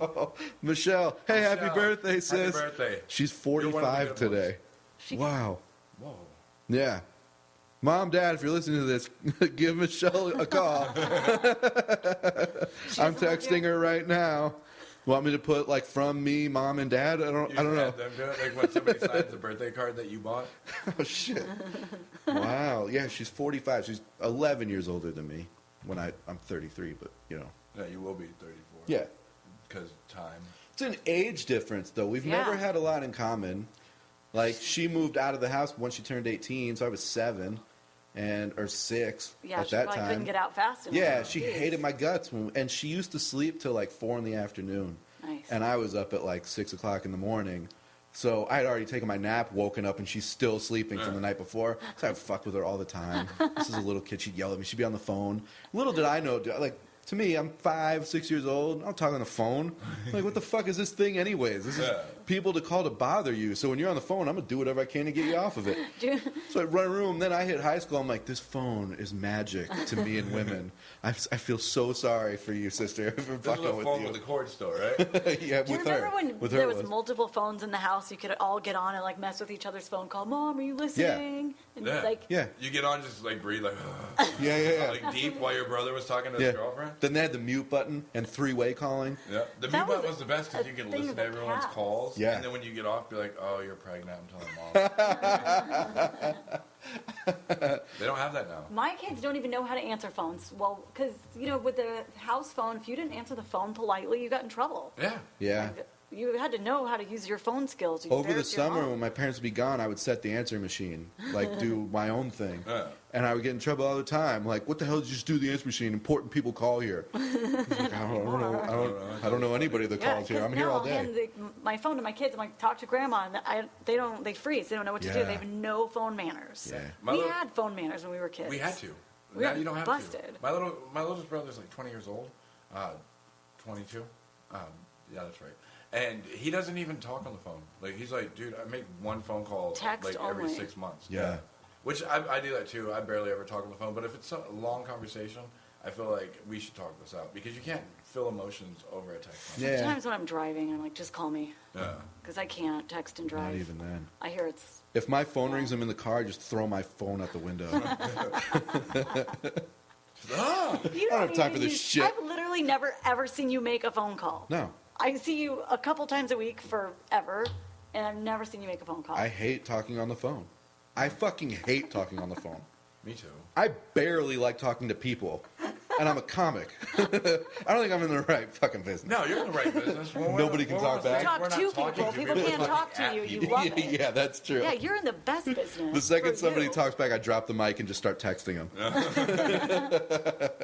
Quit writing heckling. my thoughts up on the stage in the back. Oh, The little shit. emoticons, like happy faces and shit. Yeah. I love those. Yeah. I know girls love those. I almost said bitches. Nah. There's that thing online. You can say bitches. Yeah, well, there's that thing online where it's like bitches love smiley faces. And like when I said little emoticons, I was like bitches love smiley in my head, and she goes, "Oh, I love those." And I was like, "Yeah, boom, I the do. internet's right again." My happy birthday. Which picture should I send with that? Like happy birthday text wasn't enough. Yeah. I always do the woman You- clapping. That's my No, favorite one. send the cake. Send the little piece of I cake. do, but I kind of feel like that's just no thought went into that. It's too easy. It's too easy. Yeah. I Welcome need. to our lives. Yeah. I write a joke and then I go, "Oh, that's the easy joke," and I'll never do it. It always has to be something people don't think of. Yeah. That's what makes you good. I always I like to wrote a send the good picture of joke. the girl having a good time. She's like, I wrote a sorry. good joke, and I was going over it, and somebody was like, "Oh, some dude just did that same joke last week here." I was like, oh, fuck. Yeah, don't you hate There that that parallel goes. thinking? And Yeah. you're like, oh, well, I can't do it anymore. He already did it. No shit. And then it comes off like I'm ripping him off, and I fucking didn't at all. I just had no idea. Yeah, but I think we know when it's parallel thinking, like, and then when it's you just rip somebody off. Yeah. Like, there's comics that do a joke, and you're like, oh, Patrice does that joke. And then they're like, oh, okay, well, I've never heard that bit. I'm going to keep doing it. And you're like, no, dude, I just said Patrice does that joke, or did it when he was alive. You can't do it anymore. You know? Yeah. And then there's people that go, hey, Kevin does a joke just like that. And they go, oh, shit, man. Well, okay, so then does it almost come... I don't agree with stealing jokes at all. Yeah, me but neither. I don't think there's anyone that's like, you know what I like to do? Steal jokes. Carlos Mencia. Yeah. Who's admitted it beyond anything. And that guy, Patton Oswalt, went after. Did you hear that? Yeah, a bunch of people have. Some dude did, he was doing like a showcase show, and he just did Patton Oswalt's whole set. And so Patton Oswalt found him, this was back in MySpace days, and sent him a message. I was like, yo, what the fuck are you doing? And he was like, oh, dude, I'm not really a comic. It was like karaoke to me. I was just doing your material because I think it's funny. And he was like, okay, no hard feelings, don't ever do it again. Yeah. And then it turns out this dude's been doing it for months and months and months with different comics every set. And No. the people in their local scene that don't know, like, it's an Oswald reference, were just like, this guy's so good, and he always has new material. Fuck that. Yeah. What a jerk. That's horseshit. Yeah. But that plays along with Mencia, because he says it's like music. Yeah. It's I like... can cover your song. No, you can't. It's totally different. Yeah. You cover a song, that's just... I don't know. I don't know how to explain it, I guess. But... Like songs, you write a song, and it could be personal, but it's still like the music are using the same notes. We all have the same notes to work with. But with comedy, I write, especially like with my material, it's all personal stuff that's happened in my life. And if somebody does it, they're pretending to be me in a way. Yeah. Where, I don't know, I hate it. I've said when somebody steals my joke, it's like the biggest form of flattery in comedy. Yeah. Because they've just admitted they're not funnier than me. Yeah. Like, And hey, you're they- so funny, yeah. I want to do your stuff. Yeah. But it's still also like, dude, what the fuck, man? Now I almost can't do that because the people that just heard you do it They're will gonna come assume see that me you and be stole like, it. I stole it from this guy. And that's shitty. Yeah. We can't copyright our material. Well, we could. Well, but you that's can. expensive. Yeah, you can. I've done it. Dane Cook, you're an asshole sometimes. But when it comes to, we come up with our own material, and you're right. We say a lot of things that are personal. Yeah. That's what makes it funny, and that's what makes you true on stage and come off like, obviously you know what you're talking about because it's about you, and it's almost like therapy. So when somebody is starting to say your shit, it's like you don't live that life. Yeah. You don't know where that's coming from, You ain't dude. about that life. Yeah, but like, they're just disingenuous at that point. And Yeah, I hate 100%. disingenuous people. and we talked about that before, and we were Yeah. going to talk about. I'm like, we got to talk about this on the podcast, and then we've totally gotten away from it with disingenuous people in comedy.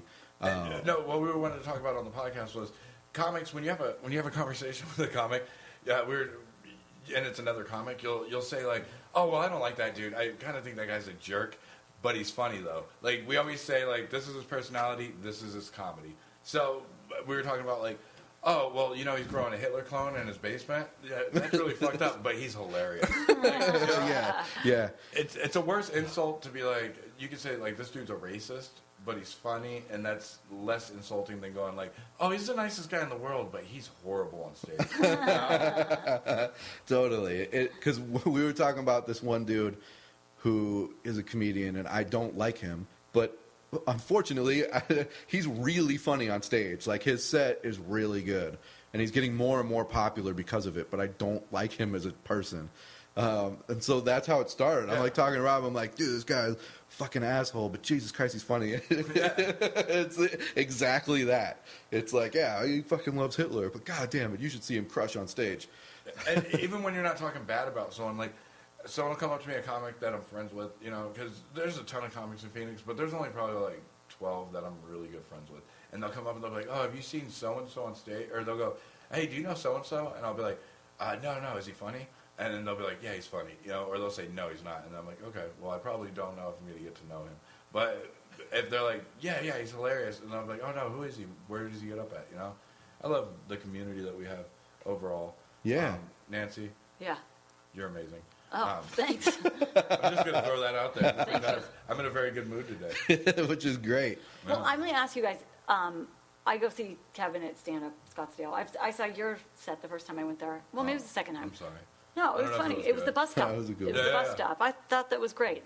But you guys all kind of know each other. Do you think that Phoenix is a good place to do, like, be in the, comedy group? Because everybody Yeah. seems like they all know each other, and It's- everybody seems like they're friends. It's the only community I know, so I can't really say it's better Well, than any other place. you've but I been love to it. LA. You said you used to live in New York. Yeah, but I wasn't doing comedy. Oh, And okay. it wasn't even like New York City, New York. A lot of people, when I say New York, assume that. No, it's upstate New York. It's like the Alabama of Oh. New York. Yeah. It's all forest and like little towns and stuff. But no, in Phoenix, it's great because sometimes if I don't have anything to do on a Friday night, I'll just go to a comedy club, Yeah. and I know that 5 of my friends will be there. That's Even cool. if they're not getting on Yeah. stage, they're just hanging out, and we'll That's just like cool. hang Yeah. out. Yeah, because everybody we've had on, everybody seems like they all kind of know each other, and Yeah. now I know. It's very like different. 5 of them, I've said it a so- bunch of times on here. It's very different from when I first started doing stand-up Right. to now.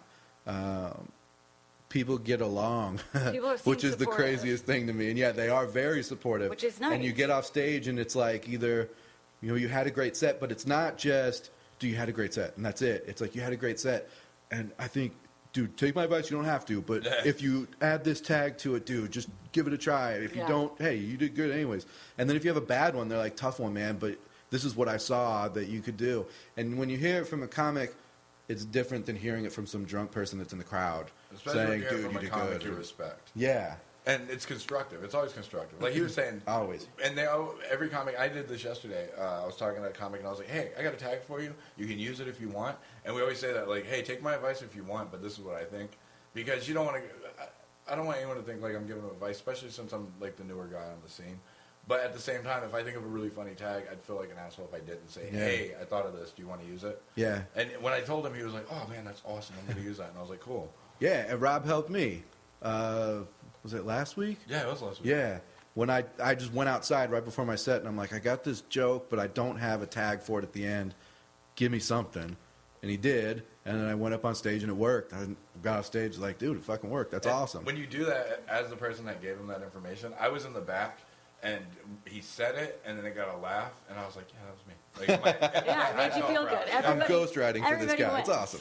But that's how it is, too. And, like, he'll give me stuff, and when I do it on stage, I hope he feels the same way, Like, that's how it Nah, is. you definitely do. I try not to give people advice. Not that I'm an asshole about it. I don't just go out and I'm not that guy that says, dude, add this and do this to your stuff, because I don't want to come off like an asshole that I know more than they do, or Yeah. I'm funnier than them or better. If they ask, yeah, dude. I've sat with guys that are brand new. On Wednesday, I sat with this dude that started in October, and he just started asking me all these questions. So I was giving him all kinds of advice, telling him what to do. But I'm not going to start out Yeah. with somebody and be like, dude, you'd be way funnier if you did this and this. The only time I ever, like, go up to someone and say that is if I think of a tag, and, like, it makes me laugh. Like, I, like, Yeah, laugh hard, yeah. and then I'll go, hey, I thought of a tag. If you want, it's yours. If not, I don't care. But, like, Aaron Kyle Miles gave me a tag. AKM. Yeah. He's a dynamo, dude. I think he's really funny. Yeah, me too. And he acts and all kinds of stuff. Like, Yeah. That's crazy to me. So he gave me a tag, and I haven't used it yet. But I think it's funny. And I went to use it one night, and I just, for whatever reason, took the joke a whole nother direction, and it made people laugh, and he was there. And he didn't hear that part, but he's like, did you use the tag or whatever? And I was like, no, I meant to. I do this other thing, and he was like, oh, that's a good one, too. Yeah. And, like, that's the shit, dude, that people don't get offended. And they're all out to really help each other, which I'm not used to, and now it's the fucking best. Yeah, That's why I everyone's hang trying out to at these murder places each now. other. Yeah. Yeah. I would never hang out at the comedy clubs back then because everybody didn't like each other. You did well, and it's like, fuck this guy. He's going to take my spot. It was crabs in a barrel, and they would say, "Oh, well, you did better." And this is just from what I understand from my history lessons from other people. But like, if somebody's doing good, everybody hates them. Because Yeah. we still have.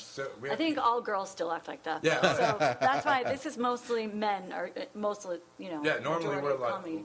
logical about like, but when it goes to comedy, sports, anything like that, like if you're in sports and somebody's better than you at the position you play, instantly you're like, fuck that guy. I think Yeah. for girls, it's just being a girl. It's just Yeah. fuck Yeah, her. right. It's fuck that bitch. Like, you don't even need a reason, or a sport, or any kind of competitive. Yeah. Oh, No, she sports woke up is- today. Fuck Sports is, Yeah. you're right in one sense with sports, but then there's only so many positions, right? And so many levels that you can make it to. In comedy, it's unlimited. Yeah. There's a million clubs. You can go anywhere and do stand-up and work with anybody. And there's so many different tastes and like Yeah. people's sense of humor. Like if so, say me and you sound similar on stage, we do similar type of jokes, which we don't. But like if we did, I wouldn't even get mad. I'd just be like, okay, well, there's more than one crowd. Yeah. You know? Not totally. I want everybody I'm working with to be hilarious. Yeah, me too. It I've makes me never better. wanted them to be bad. Like, I want you all to fucking crush. You're right. It makes you better. The crowd loves it. They paid to see this shit. And have confidence in yourself. Comics. Yeah, comics in general. Believe that you're the funniest fucker on the show.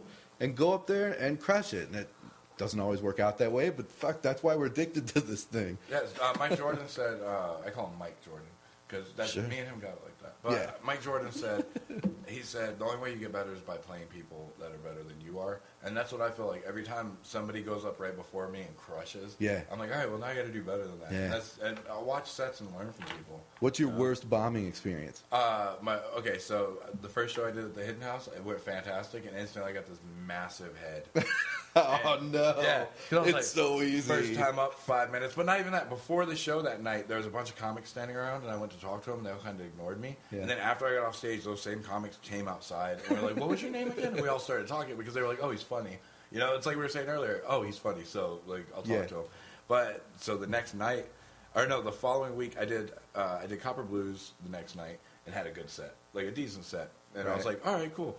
The next Monday, it was at the Turf. Back when the Turf was run by Steve Maxwell, he used to run the Turf and Hidden House. He's like the godfather to me because he was always like, you always have a spot if you want to try some stuff out, Cool. you know. And the Turf was the worst place to do comedy. It was all comics, one crowd member, nobody was listening. Like that's the proving grounds of new jokes right there, you know. So I went up. And Jace Clay, ironically enough, the dude that I beat in the finals for the snap battle, was hosting. And I went up and I did the same material I had done twice before that did pretty well. Silence. Dead silence. Somebody in the background coughed and you could like hear it up from the front. And then somebody else went, hey, who is this guy? But like they did it and like could hear him on stage. So I put the mic in, I got off stage, and Jace Clay goes up and he goes, what the fuck was that? And he was like, oh, that dude's horrible. Who told him he could do a stage time or something like that? But he was like making a joke about it to like get the crowd back, which I know now. But at the time, I just got really sad and went outside. And I drank my beer and I smoked my cigarette. And I was like, oh, what the fuck am I doing? I thought I was going to do this, but obviously I'm not that good. Yeah. But that was my worst ball. And then when did you get back up on stage after that?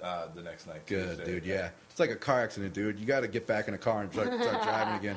It's the same. If you bomb and you don't get back on stage quick, that's all you're thinking about. Yeah. And you're doubting everything in yourself. Yeah, you're like, man, I wasn't that good. Like, even if you have a week of great shows and you get bombed the day after that, you're like, oh, man, I got to get right back on there and see. With the make sure same this was a material. fluke. Yeah. Got to make sure it was a fluke and it's not just I suck all of a sudden. Totally. Like dude. I was cursed by a gypsy woman or something, you know? So you had more comedy albums than music albums. Yeah. Who are your influences? Who's your favorite comics? Favorite comics? Hedberg, obviously. I guess I came up in that time where everybody was like a Hedberg fan. Tasha's True Stories I Made Up is like one of my favorite CDs. Yeah. Just because it's so abstract and like he goes from like jokes everybody gets to like the real like out of the way stuff. Yeah. He's got that bit about he calls it the history of Oktoberfest. You ever heard I that? think so. Basically, it builds to like such a crazy point that it's insane. Who else did I really listen to? What's the dude's name? I wish I could think of it now. The guitar comic.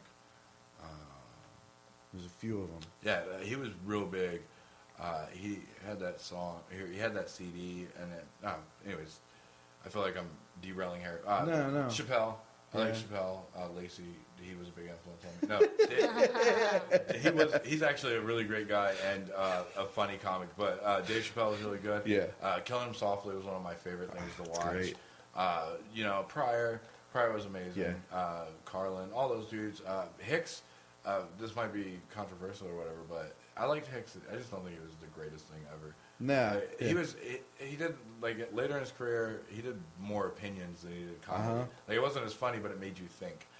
And that's the reverse, I think, of Chris Rock. Yeah. Because Chris Rock used to just preach. Yeah. And it wasn't jokes. It was just that. It was his opinion. Yeah. And people would clap and stuff because they agree with his opinion, but you weren't laughing. Yeah, there was no laughs. It was just like a lot of like, oh yeah, I get that, you know. But then as his career went on, it became more jokes, more punchlines that were amazing. Yeah. You know, Rock's really good. It's a lot of black comics, which is weird. All right, Nancy's got to go. All right, bye, everyone. right. Thanks for listening. So we're just going to continue this on. Sure, dude. Let's Don't call fucking me if you need keep anything. going. Don't worry. He won't. He'll never Bye, call thank you. No, I won't. I'm going to switch. Oh, you're welcome. Thank you. All right, finally. All right, so yeah, so just I had a ton of influences and just everything. Patton Oswalt was, I don't know if I'd say he was an influence. I listened to a bunch of comedy where I was like, oh, I don't want to sound like any of these people. Yeah. Because once I started doing comedy, I took the first 3 months that I did comedy, I refused to listen to anything funny. And I would go out during everybody's sets at the different shows I was on, just smoke, because I didn't want to hear them. I was so afraid that I was actually accidentally going to steal other people's material. Really? But then I loosened up, and I was just like, all right, whatever. And now I'm back to listening to all those CDs. What's a good one that I just listened to? Man. Oh, I can't think of his name right now. Yeah, I know. This is horrible. This is horrible audio. But he was at stand-up Scottsdale a few months ago, and I got to talk to him for a few minutes. He was really funny.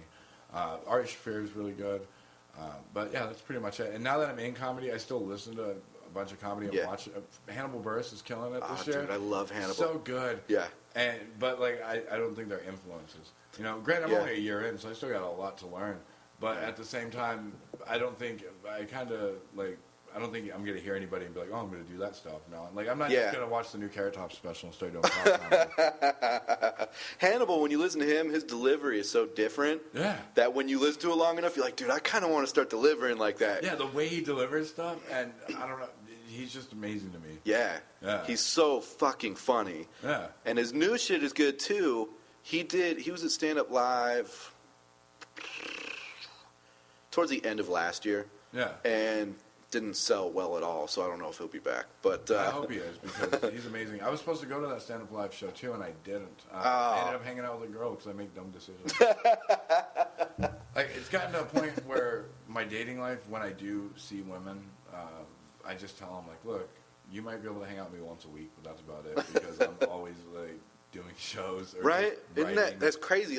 Ever since I got back into it again, it's I told my friends, dude, you're not going to see me unless you come to the clubs, because when I don't have my son, I'm there. Yeah.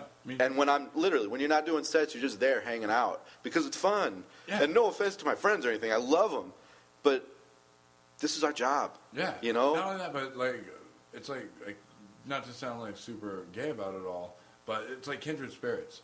I can have conversations with you guys that I couldn't have with my civilian friends because they would say good things, but they wouldn't get as in depth. We overanalyze everything. That's what we do. So having conversations, it gets super deep. For sure. Yeah. It's a fraternity that only we understand. Yeah. And the cool thing is there's a guy who's been doing comedy. You can run into Jerry Seinfeld, Ray Romano, right? Yeah, huge, crazy success. Yeah. Older guys, but have seen it all. And they can talk to somebody who's a month in, and you guys both know what you're talking about. And you speak the same language. Yep, exactly. Yep. You can hold a conversation for a few hours when it's comic to comic. Yeah. And which is what we're doing. This podcast is going to be 7 hours long. Yeah, we're just going to do 12. We're going to have to take a break halfway through. 6 hours to go do sets, and we'll be back. Yeah, we'll be back right after. But, yeah, no, I love it. It's the best thing that ever happened, to be honest. Yeah? Yeah. Oh, yeah. What would you not be doing if you weren't a comic?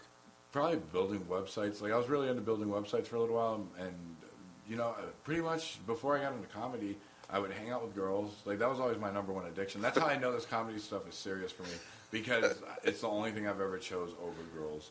Where a girl will be like, we should hang out. A girl can say the most sexy thing to me, hey, I just want to make you dinner and give you a blowjob, and then we're going to watch your favorite movie tonight. And I'd be like, no, I got a set. Sorry. Can we pick this up in a half hour? Yeah, there's a chance I could do a guest set somewhere, possibly. Yeah, right. But more than likely not, but I have to take that chance. You do. You totally do. It's the craziest shit. But and I fucking love it. Yeah, I love it too, but I feel bad for the girls, because I've had girls, not saying that I'm a super catch or anything, but I've had girls that are like, it's fine, I'll go to the club with you. And I'm like, you don't want to do that? And they're like, yeah, I do. And then they end up sitting at a table while I stand outside and talk to all the comics all night. Yeah. It's you have to know, for women listening, you have to know the lifestyle. The dudes aren't going to cheat on you with girls. They're going to cheat on you with the other comics from sitting there hanging out and talking to them all night and just bullshitting. And it's what we're used to. It's what, not only because we're used to it, we like it. That's what we enjoy doing. It's my favorite thing. Yeah. And if you're a girl that's into attention, you probably won't find that with us. No, never. If you start taking attention away from a comic, you're the worst person ever. Oh, yeah. That's why no male and female comics should ever date each other. No, that never works out. Never. But, like, I don't know. I always get that urge. Occasionally, like, I'll be like, oh, you're a female comic? Like, finally, someone that can do sets with me. But it never works out. It will never work out. No. Nah, one's funnier than the other, and then it's fucking shitty between each other. I'm writing this bit. Oh, well, I think I should do it. It's better for me. Yeah. And it's like, nah, fuck you. Or you write about each other. Yeah, and also guys can turn it off. When I mean that, it's like we get on stage, we're on, we do our shit, then we get off stage and we bullshit with each other. We're not on all the time, like, oh, I got to be funny all the time. Yeah, but female comics are. They fucking don't stop. And I hate when, well, not all female comics. I know a few that are just like they're chill when they're off stage. I hate when you're hanging out with like a new comic. Not saying that I'm like super in, like I'm in the game for whatever, years, whatever. But like a dude that's just starting out, or maybe even a veteran, but they just feel like they have to always make like funny quips. Yeah. You know, and you're like, no, dude, we're just talking. Like we're talking about Donald Sterling. It doesn't have to be a joke. There's been plenty of jokes written about him. Right. Like we're talking about the like socio-economical impact his things have had and stuff, or something else that sounds as smart as that, I guess. I'm not the smart one, but you know what I'm saying. Like we're just having a serious conversation, and they're like, "Oh, but he's a racist," blah blah blah, punchline, and you're like, "All right." this guy's an asshole. Yeah. We'll see if you're funny on stage. If you're not, we're not gonna be friends with you. Yeah. That's the last factor. And then he gets off stage and he's hilarious. And you're like, "Hey, what was that thing you said earlier?" Yeah, dude, I can't use it for my ass. Yeah, can I put that in my? I'm working on this Donald Sterling bit. It's so true. Yeah. But you've been doing comedy for a year, but you get on stage 5 times a week. I try to get on 5. So At minimum. take that for what it's worth. I mean, there's a lot of comics that do this for a year, and they go up once a week, twice a week. I couldn't do that, man. Right? There's nights where I'm like, hey, I'm not gonna go out. Like Eric and Jason Hill are probably like my best friends, and as far as comedy goes, and possibly in my real life too now, because I hang out with them more than anybody else. Like I've seen them more than I've seen every girl that I've dated in the last like 6 months. But sometimes I'm like, I'm not doing anything. A week ago, there's a bar show at Top Shelf, and I've never done it, you know, because I'm like, I've heard mixed things about it, and I had to go meet my buddy Sidney Smith is opening. Oh yeah, I met that guy. He's opening Crack Up's Comedy Club. Oh, no shit. Opening weekend is next week. Right. And hey, everybody go. Where's it at? It's on I-17 in Union Hills. Okay. May 16th, 17th, and 18th is their opening weekend. If you can make it out there, you should definitely go. Dude. They're going to be giving away all kinds of stuff. Bill O'Connor's headlining. It's gonna be great. But so, are you on the bill? Probably. Get me on the bill. Yeah, I will. Let's both do it. I will. Let me talk to him. But I'm free next weekend. So I was meeting with him because we're going to do a podcast for the club. Okay. Like on Thursday nights. Yeah. And eventually we're going to get to a point where people can come and watch it live. But so we were meeting for that, and it was me and Jason Hill and Sydney are going to host it together. And I was like, I'm not doing anything. We're going to do this meeting. It's probably going to take like 30 minutes. I'm getting home. I want to sleep. I don't want to do anything. And then next thing I know, somebody texts me and they're like, hey, I heard you're going to be in the area. You want to do Top Shelves? I was like, no, I don't. And then I was like, okay, I'll be there. You know, because once you know there's a place to do a set, it's hard to say no. Yeah. And hopefully that goes away like once I'm like 4 years into it, where I'm like, okay, I'm only going to do 2 sets a week. But for now, if there's a stage, I want to be on it. For sure. Even if it's a shitty stage. And not saying Top Shelf was. It was actually really fun. There was only probably like, it was a small crowd, but they were all there to see comedy. That's cool. Like I asked him, I was that like, matters. Yeah, and I asked him, I said, hey, do you have a friend on the show? And they're like, no, we just come here every other Thursday because we know you guys do comedy. And I was Wow. like, that's awesome. That is awesome. That's fans Hot, of comedy. shit, black eyeliner. Dude, I am into goth emo girls. Are like my week now. I don't know. What's wrong with me? That's all right, man. What's your perfect girl? Tattoos. Tattoos slightly thick, not like fat, but like got some hips on her. Horizontal stripes and fishnets, some high heels, black hair, red lipstick, pale. Yeah, That's it. That digs podcast and fucking comedy and hip hop. If she was like, hey, I was listening to the Wu-Tang, but now I'm listening to Inappropriate. And she's like, and I heard you had a set tonight. I want to check it out because I love comedy. Bang, bang. I would be like, it's over. Yeah. We're getting married. I'd be like, okay, I just got to stop at Jared's and pick up a frame. I'll meet you there. Oh, and if they like high tops, like I got a sick obsession with shoes. So if they showed up in some like high top dunks, like Nike dunks, I would just be like, what's up? When do you want to get married? Like, can we do this? I would have Jason Hill be the dude that marries us because he's the officiant. He's a reverend.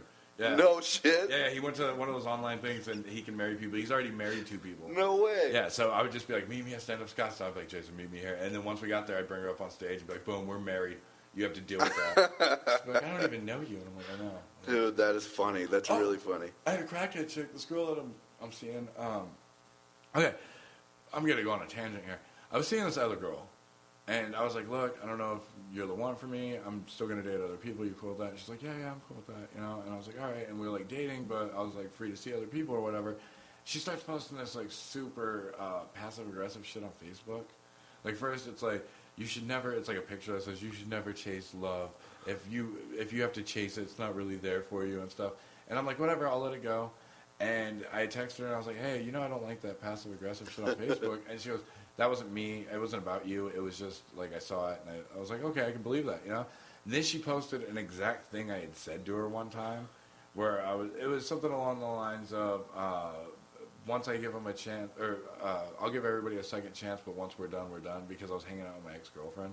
And I was like, see, you're doing it again. She was like, oh, that wasn't about you. And I was like, that's exactly what I told you. And she was like, oh, well, I forgot that you had told me that. I thought somebody else had said it. And I was like, all right. And then today, we haven't hung out in like a week. And today she posts, whenever God closes a door, he opens 2 windows. And I was like, oh, you believe in God? We're done. Totally, dude. I'm hanging out with this other girl last night. We stopped at Walmart. And this black chick, she's short, cornrows. Her face like had some burns on it. It might have been vitiligo. You know what vitiligo is? It's a skin disease where the skin goes white. Yeah. But she just walks up to me and she goes, you got a mother? And when you said that earlier, you're like, you got a mom, right? Yeah. And I was like, oh, shit, deja vu. But she's like, you got a mother? And I was like, yeah. And she looks at the girl and she's like, you got a mother? And she's like, yeah. She's like, you need to rub your mother's feet and anoint their head. Jesus told me to find you and tell you this. And she was like, so do that right now. And she's staring at me with this most intense look where I can't break eye contact with her because I feel like I'd lose something if I did. Like, it'd feel like a competition of some sort. So she was like, you tell her that right now. You call her. And I was like, well, she's in New York. And it was already midnight. So I was like, so it's going to be like 3 in the morning. I'm not going to call her. And she goes, okay, well, Jesus told me to tell you that. And Jesus told me you guys are going to be together forever. And I was like, holy shit. And I looked at that girl and I was like, oh, she just cursed me. Like, I barely know you. We've only hung out 3 times. But then she goes, I'm trying to get into a room. I have $46. It's $92. Do you have any dollars? And I was like, oh, that's what this is. Yeah. So I gave her $1, and then I went inside, and Walmart didn't have Frozen. My stories never end well. They always just kind of taper off. You were looking for Frozen, the movie? Yeah, the girl's been looking for it for like a week, and I was like, well, I'll go look for it with you, you know? I have it. Do you? Yeah. Right. On this flash drive, I think I have it. Do you? Yeah, I think so. Oh, but no, actually, no, I don't. I have it. It's at home. Yeah, women, either way. Holy shit, But man. female comics, like, let's get on that. I won't date a female comic. I tried it once. We hung out like once, and it was just too weird because we were both comics, and so I was like, no, you know, this is kind of weird. She got like super overly, like the next day I had to leave, and like she was staying at my place or whatever, and I'm not trash talking her. I think she's awesome as a person, but she was like, you've been real distant, because I didn't give her a hug, because I was like, I'm in a hurry, you're in bed, I'm like in my living room pretty much, I can't come back to give you a hug, I gotta go. And she was like, you've been real distant lately, and it freaked me out. And I texted her, I was like, that phrase freaks me out. Yeah. Like, this is the first time we've hung out. There's no reason for you to say that I'm distant. That's weird. After one time of hanging out? Yeah. She was like, look, let's just ignore that, which I was like, cool. But then I was like, oh, we, like, do the same shows and stuff. Like, I was like, I can't. Yeah, you're going to see her again. Yeah. I was like, I can't. And I told her that, and she was cool with that. And she was like, all right. And she was like, that's it. And we're still friends, hopefully. So yeah, but in general, like female comics, if they're funny, I love them. If they're horrible, not so much. No, I think as long as you're honest with a girl, Yeah. then nothing can come back to you. Yeah. You know, like they can be. He's a dick. Well, what did he do? He told me that we couldn't be together just because I was like too clingy because of this. I said, yeah. Yeah, you were All too right. clingy, yeah. He was honest. Or when they're like, he was dating other people, I'm like, oh, that's fucked up. Well, he told me he was going to date other people, and So I was cool with it. But still, that's messed up, right? Totally, dude. Totally. And then, God forbid, you tell a joke about the relationship. Don't even mention their name or anything. Yeah. You mention it on stage, they'll fucking rage on you. Yeah. I've literally changed my set that I planned on doing because a girl showed up right before I went Oh, on. that sucks. I was like, oh, I can't do this joke because I don't want her to yell at me from the stage. And when I get a heckler, I feel like I just get super mean. One time, a guy heckled me, and he wasn't even heckling. He was doing the, oh yeah, I agree with that. Like, Yeah. And I was sitting behind him before the show, and I watched 2 comics, and he did it to them, and I was pissed off. I was already depressed. Like, I showed up to the show in all black just because I was like, I'm having a bad day. So I get on stage, and he starts doing it, and I was like, sir, we heard your DVD commentary like before the last comics. Can you just be quiet while I'm on stage? I was trying to be nice, and he was like, da da da da da. He just starts saying shit, and so the stage I was on was at the Hidden House, and the lights are in your face, you can't see anything. So I hopped off the stage, and I was like, oh, I'm bigger than you. I was like, let's do this. And he goes, hey, don't yell at me, I'm wearing a Red Hot Chili Peppers shirt. And I was like, yeah, good, it looks like you came from under a bridge. And I just started going off on him. Like, my one goal was to make him cry. And then, like, I went back up on stage and was like, that's it, that's my time. And I got off stage, and then the guy that was running the show comes up to me, and he goes, dude, that dude just showed me a picture of his wife before, like, the show started. Said he needed comedy because his wife died yesterday. Oh, shit. And I was like, shit. I felt like... You don't know that, though. I felt like such an asshole, though. Nah, you don't know that. That's terrible. So I can only imagine if a girl that I was dating heckled, I'd be like, well, you know, you're just go horrible at him. You give shitty blowjobs. Everything possibly that you can find that's mean, just fucking tear them apart, ruin their family. Call their mom. I really like your face. Call their mom while you're on stage. Just leave it on. This is what I have to say about your daughter. Little thing you didn't know about her. That's awesome. All right, man. Well, yeah, we've been going for a while. We'll wrap this thing up, and then we got to head over to the club anyways. Yeah. So, everybody, thank you guys for listening. Hope you got to know Rob a little bit, because when you go see him on stage, you're going to get to know even more of him. Oh, Most personable dude on stage. I'm closing out Hidden House on Wednesday. It's my 1-year comedy anniversary. Oh, That's cool, the first dude. place I ever got up. This Wednesday? Yeah, and they're letting me headline. Everybody go. Yeah. Wednesday, the 14th. Yeah, right? come. Yeah, I think it's 14th. Yeah. Come drink with me. Hidden House. If you're in Arizona, Phoenix, it's 7th Avenue in Osborne. Fuck yeah. All right, everybody go. 7th Avenue in Osborne, Hidden House. Get there. When you fucking go, say hi to Rob. Let him know what's up. Let him know you listen to the episode. Starts at 9. And that he's awesome. Oh, it starts at 9? Yeah. Perfect. Yeah. Okay. So that show starts at 9. Chappelle was on last week. He's got a show that night. Starts at like 7. Boom. So go to that shit first. Then go see Rob second. And call it a night after that if Make you it want. a comedy night. Hell yeah. Wednesday, middle of the week. You guys hate that day anyways. Yeah. You need something to make you remember that you don't hate your life. Fuck yeah. And take Thursday off of work and Yeah. Friday. Yeah, just make quit it a your long job. weekend. That's a good idea. Everybody quit your jobs. Yeah. I'll support you. Yeah. And I'll just support you in saying, good job. Yeah. Again, where can everybody find you? Twitter, Facebook? Twitter, Facebook, Rob Maebe, ROBMAEBE.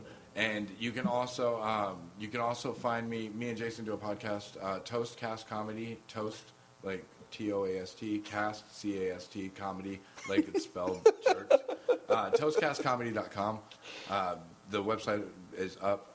There'll be episodes up by the time you hear this. Awesome, dude. Cool. Toastcastcomedy.com. Go there. Start downloading episodes starting when this shit comes out. Happy Mother's Day, everybody. Tell your mom to listen to this episode. Happy Mother's Day, Judy. Your mom's name Judy? Yeah. So is mine. Awesome. We have the same mom. Hi, Mom. Hi. This has been another great presentation of the Four-Eyed Radio Network. You can catch more shows at foureyedradio.com.